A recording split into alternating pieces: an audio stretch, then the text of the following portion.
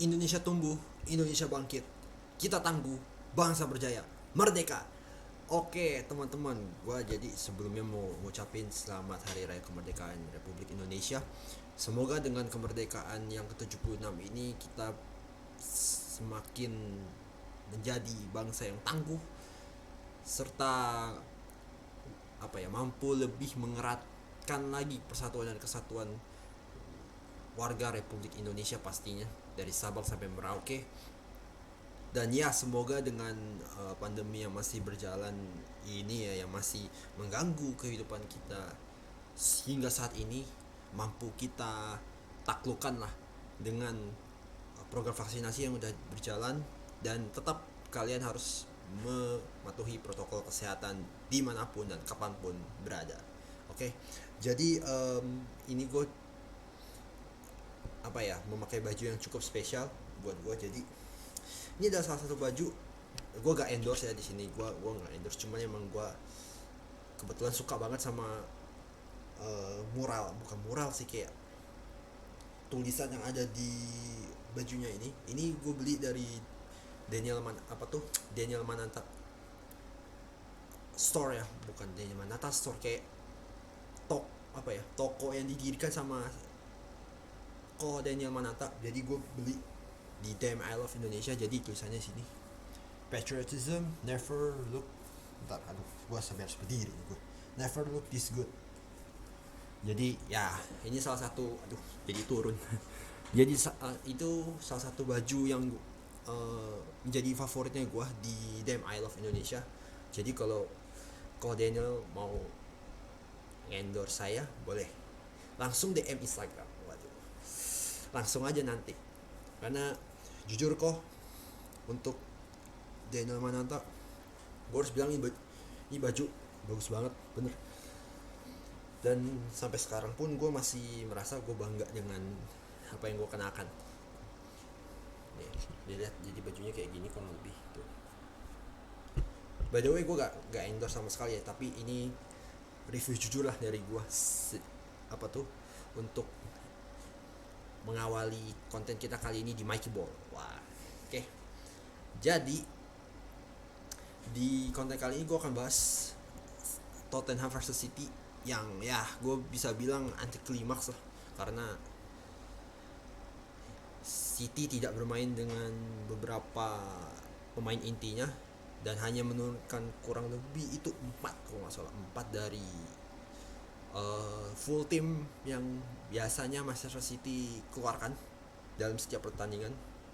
Lebih-lebih pertandingan yang penting, kayak contoh pertandingan pembuka ini lawannya juga Tottenham pula, tapi kenyataannya berbeda.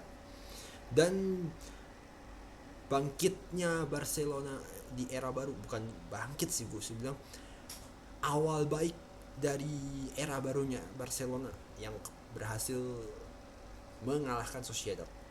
Oke, jadi gue langsung bahas dulu yang Tottenham Spurs lawan City. So gue harus bilang di pertandingan ini City itu kemungkinan besar ya ada rotasi sih, memang sengaja dimainkan sama Pep karena barangkali Pep mau lihat dulu potensi pemainnya tuh sehebat apa dari pemain-pemain yang dia miliki, terutama pemain-pemain yang baru dibeli kayak Grealish yang gak ngerti gitu, 100 juta buat seorang pemain yang oke lah, gue bisa bilang cukup memiliki kemampuan untuk mengobrak-ngabrik lawan gitu, mengobrak-ngabrik pertahanan lawan. Tapi ini pemain tuh kayak bisanya tuh cuman ya dribbling doang, habis itu shooting. Kemampuannya tuh, kalau gue boleh jujur, sebenarnya Pep 50-50 untuk kebutuhan klub ini sama si Grealish, karena mestinya kalau memang mau membuat City lebih kuat, harusnya klub ini beli si Harry Kane dan harus diseriusin. Tapi kenyataannya ya mungkin Pep kurang gitu suka dengan tipikal target man striker, jadi ya mungkin ya itulah jalan pemikirannya Pep dan yang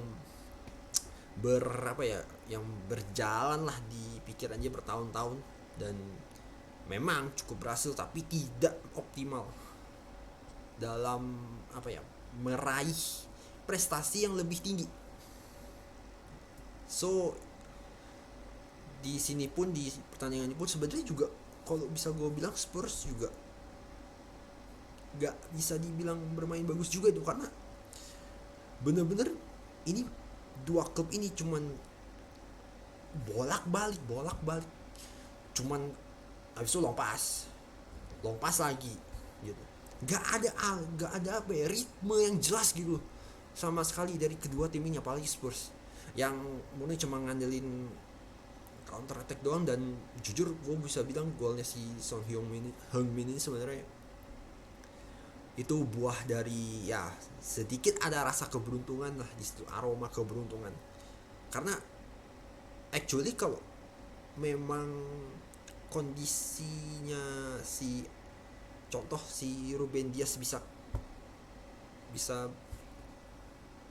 mengenai bola dengan badannya setelah syutingannya Son Heung-min ini, itu Mori bisa mental ke arah lain gitu. Dan even Ederson pun ke arah yang bener ya gak jadi masalah juga karena bolanya ke arah lain gitu kalau seandainya Ruben Dias bisa ngeblok syutingan Son. Tapi ya Edersonnya juga kaget bolanya bisa masuk, dan Ruben Dias pun juga mungkin sedikit terlambat lah untuk nutup, padahal sebenarnya itu bisa diblok syutingannya si Son. Ya gue bisa bilang gak ada yang spesial juga dari Spurs gitu loh. Mainnya cuma gerasa kerusuk doang, kreativitas juga gak ada gitu. Praktis ya Spurs cuma melakukan apa yang mereka lakukan di musim lalu tanpa adanya perubahan sama sekali. Kalau kita bicara di pihaknya City, mungkin Pep juga mau tahu gitu apakah contoh kayak Grealish cocok untuk di posisi tertentu. Tapi kalau untuk gue sih, gue bisa bilang Grealish bakal lebih dimainkan sebagai winger pada akhirnya, karena pertama kemampuan dia dalam dribbling, dan kedua ya kemampuan dia dalam memecah pertahanan lawan. Ya mungkin itu sih yang dibutuhkan sama Pep. Cuman ya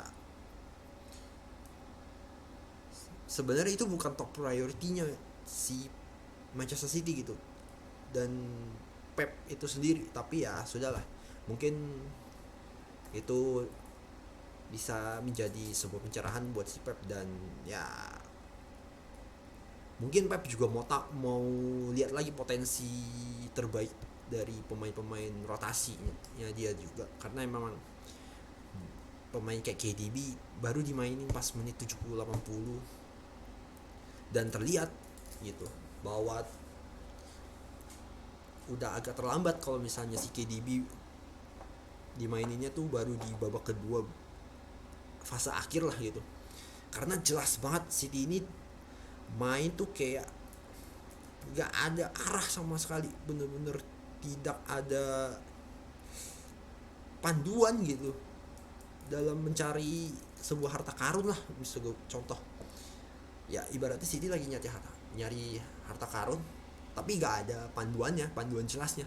Jadi ya akhirnya mainnya ya jadi semrawut kayak kemarin lah gitu. Jadi untuk gue ya ini baru match day pertama, jadi gak ada yang perlu ditakutin lah, karena masih ada 37 pekan lagi yang di jadwalnya itu berjalan kira-kira 9 bulan lagi lah. Jadi ya masih panjang waktunya dan Pep masih bisa melakukan improvisasi dan juga perbaikan dalam skuadnya.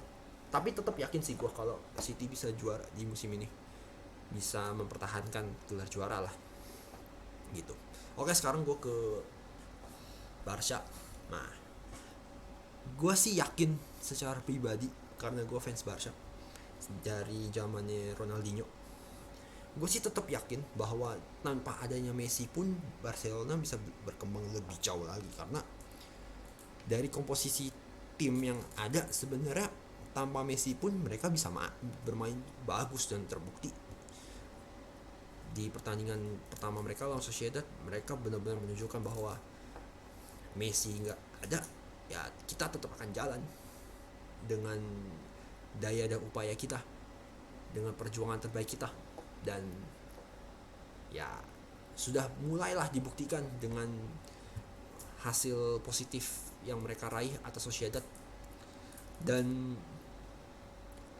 terbukti bahwa 4 gol yang mereka sarangkan juga berkat kerjasama tim secara utuh, serta ya mungkin sedikit skill individu, tapi yang lebih terlihat memang kolektivitas tim dan kerjasamanya mereka benar-benar lebih terasa ketimbang ketika Messi main di starting 11. Dan di matchday pertama pun gue bisa ngeliat Barca bermain jauh lebih lepas. Kalau dari gue ya, jauh lebih lepas karena nggak ada rasa segan, nggak ada rasa mungkin canggung untuk main ke pemain lain. Maksudnya gue tuh bermain satu sama lain tuh, karena beda banget, jelas terlihat banget di musim baru ini, di matchday pertama musim baru ini, ketika Messi sudah meninggalkan Barca, mereka bermain lebih lepas karena udah pada akhirnya Koeman pun bisa menjalankan taktiknya dia secara utuh untuk diimplementasikan secara keseluruhan, mau starting 11 maupun ke benchnya. Pokoknya pelatih adalah kepala dalam permainan sebuah tim, dan Koeman terbukti di match pertama ini telah membuktikannya gitu. Dan ya fakta uniknya bahwa Braithwaite bisa cetak brace, untuk gue harus dipantau lebih jauh lagi.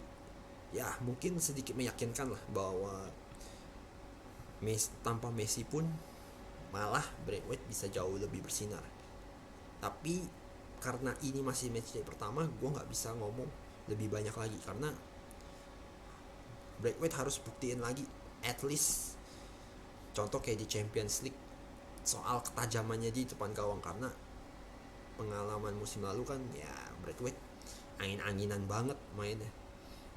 Dan yang terlihat lagi, Memphis Depay bener-bener padu banget sih di dalam permainannya Barca, yang tetap mengandalkan filosofinya mereka. Dan ketika dibalikin ke 4-3-3, Memphis Depay bisa jadi sangat hebat. Terbukti di babak di pertandingan inilah, dia banyak sekali kontribusi yang bisa dibilang membantu Barca dalam meraih kemenangan. Tentu juga ada kayak Pedri sama De Jong. Wah, ini Pedri ini gue harus appreciate banget sih, karena harusnya dia bisa aja bilang libur, tapi kecintaannya dan passionnya terhadap sepak bola, lebih-lebih dalam hal bermain untuk Barca, juga harus diacungi jempol. Walaupun ya gue juga takut sih sebenarnya, karena ini anak main terus dari kemarin, gak ada istirahatnya. Dan yang paling takutin sih amit-amit cabang bayi cedera. Dan juga De Jong yang cukup impresif lah bermain kali ini. Cuman yang gue harus sorotin, ya gue harus bilang the whole team were play smart. That's what I admit, and that's the fact at the field. They were smart, enough to play and they were effective enough to play. Tapi setelah ada substitution, ada pergantian pemain, terutama si Des diganti sama si Emerson Royal. Ini kelihatan banget Emerson Royal ini masih canggung, masih linglung, dan masih kaku banget mainnya. Kelihatan banget bahwa dia masih belum tahu pattern permainan Barca tuh mau kayak gimana gitu. Belum baca bener dan belum paham bener. Terbukti bahwa dia pun kadang-kadang juga telat defense gitu. Contoh di gol pertamanya Sociedad itu terbukti gue bisa ngeliat dia tuh telat banget buat nutup. Harusnya dia bisa mengantisipasi lebih dulu lah, gue bilang. Yaitu tadi karena dia masih lelet lah, gue bisa bilang cukup lelet dalam mengambil keputusan. Dan gue lihat beberapa kali pun dia juga terlihat kurang membantu lah dalam sistem permainan Barca, baik itu menyerang ataupun bertahan. Jadi ya masih harus diperbaiki dalam banyak hal lah untuk si Emerson-nya sendiri, karena ya lu nggak bisa lagi main, ya lu mungkin nggak akan bisa lagi lelet-leletan di pertandingan berikutnya. Mungkin dia kasih lu kesempatan si Koeman ini karena dia mau tahu lu kayak gimana mainnya. Tapi kalau kayak Emerson kemarin dan tidak ada perkembangan, ya repot juga gitu. Karena Barcelona ini kan bermain dalam tim dengan sebuah sistem yang gue lihat ya. Karena kalau sistem itu nggak kerja, ya pasti akan ada yang timpang, dan keseluruhan sistem yang mereka inginkan dan target yang mereka ingin tuju juga jadi akhirnya jadi berantakan, karena ada satu sistem yang ibaratnya fail lah gitu, ada failure atau technical issues gitu. Jadi ya skor 4-2 fair enough untuk Barca, tapi tentu perbaikan dan improvisasi harus tetap dilakukan sama Koeman secara timnya sendiri, bahwa Koeman perlu menggali potensi mereka lebih dalam, terutama untuk benchnya. Karena untuk masalah kekuatan di bench, sebenarnya benchnya udah jauh lebih baik. Buat kayak ada si Nico, ada si Gavi, ada si Riqui Puig yang gue juga belum tentu percaya sih 100%. Ada yang masih mungkin menepi kayak Ansu Fati, itu pun masih bisa bersinar lebih tinggi lagi. Terus Dembele, ada Nico, siapa ya, Ray. Terus ada pemain muda kayak Eric Garcia yang udah starter dari awal dan bermain cukup bagus.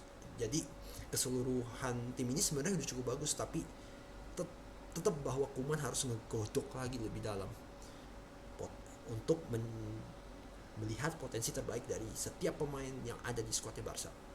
Oke, mungkin itu aja dulu konten dari gue ini.